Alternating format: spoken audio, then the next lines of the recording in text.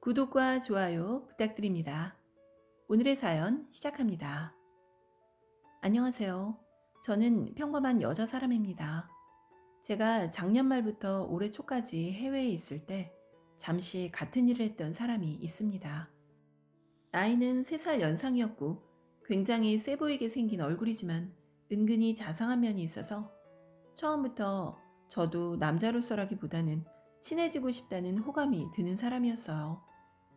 그러다 서로 연락처도 알지 못하고 헤어졌는데 약 3개월 후 우연히 동네에서 마주쳤고 그 사람과 저는 약 2주 정도 몇 번 술도 마시며 친해졌습니다. 그리고는 제가 잠시 귀국할 일이 있었는데 귀국 일주일 전 그 사람은 제게 1년 전에 만나던 그 여자친구를 아직도 못 잊고 있다고 얘기한 적 있지. 그 사람 이후로 누구를 만나도 진심으로 좋아한 적이 없었어. 개망나니처럼 아무나 만나고. 그런데 너는 내가 1년 전 그 사람을 만났을 때 그 감정을 처음으로 느낀 사람이야. 그 사람과 비교해서 미안해. 하지만 그 느낌만큼 너는 내게 너무 소중해. 라며 여자 일생에 들어볼까 말까 한 말을 짓거리며 고백을 했고 저는 받아들였습니다. 나이도 나이이고 장소도 장소인지라 일주일 만에 스킨십 진도도 나갈 만큼 나갔지만 귀국할 때는 솔직히 별로 기대하지 않았었어요.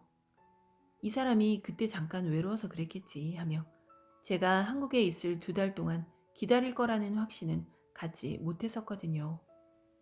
하지만 이 사람은 제가 귀국하고 난 후 하루도 빠짐없이 하루에 3-4통의 전화를 해가며 애정 표현을 서슴지 않았고 저는 그저 묵묵히 받아주기만 했어요. 어쩌다 제가 무심코 내뱉은 사랑의 한마디에 숨이 턱 막히며 좋아하던 그 사람 목소리가 새벽 4시에도 내 술주정 받아주려고 핸드폰을 귀 옆에 두고 잔다던 그 사람 투정이 2달 뒤 다시 돌아오면 근사하게 프로포즈 할 거라던 그 사람 약속이 결국 아무것도 없는 부질없는 개소리였다는 것은 곧 알게 되었죠. 처음에는 무슨 만난 지 얼마나 됐다고 결혼 얘기야 하시던 저희 어머니도 이 사람이 하루에 3-4번씩 전화하고 꼬박꼬박 잘하는 걸 보고 마음이 흔들렸을 정도로 이 사람은 정말 헌신을 다했다고 생각합니다.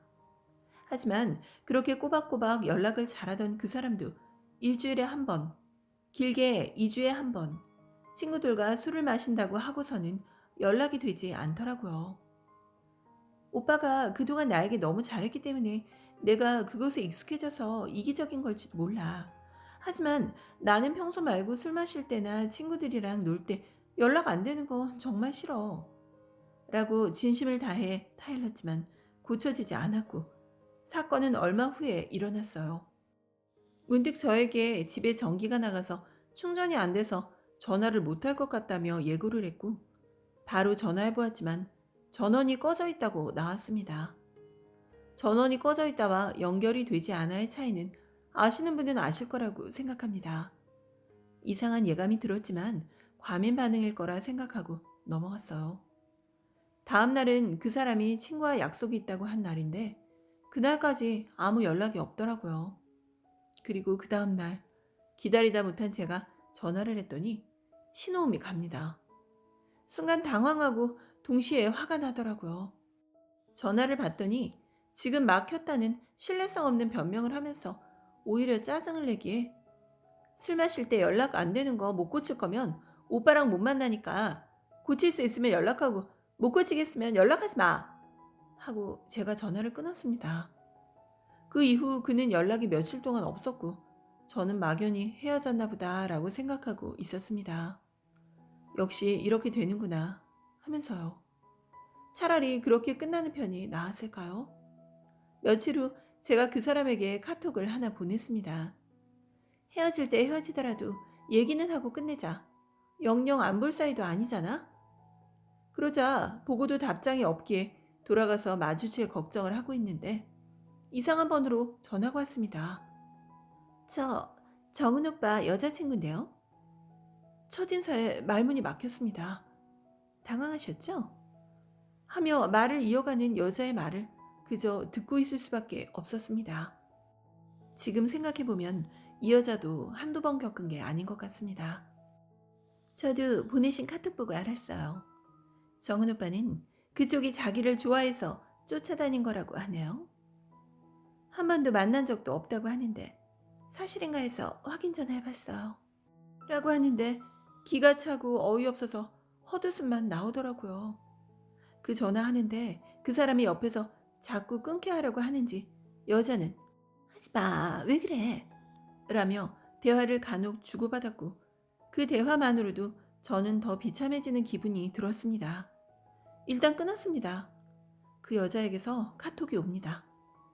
지금 같이 있는데 오빠랑 얘기해 보실래요? 잘못했다네요. 용서해달래요. 이렇게 오네요.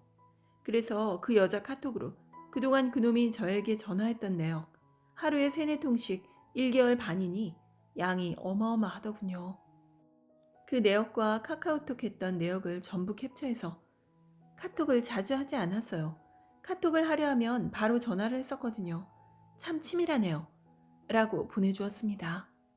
그 여자는 저에게 언니 사진 보니까 예쁘시던데 그런 놈 만나지 마세요. 진심으로 같은 여자로서 드리는 말씀입니다. 2분 헤어져봤자 저 이득 볼 거 없어요.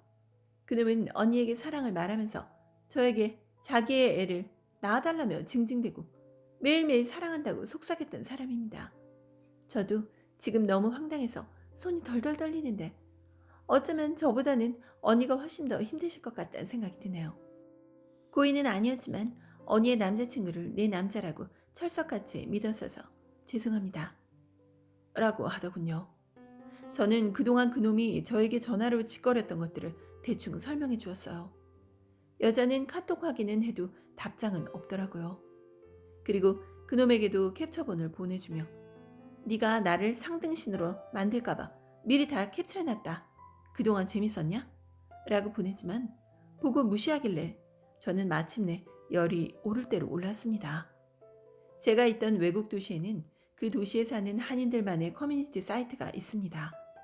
그놈은 그곳에서 10년을 살아온 놈이니 아는 한인들이 많았죠.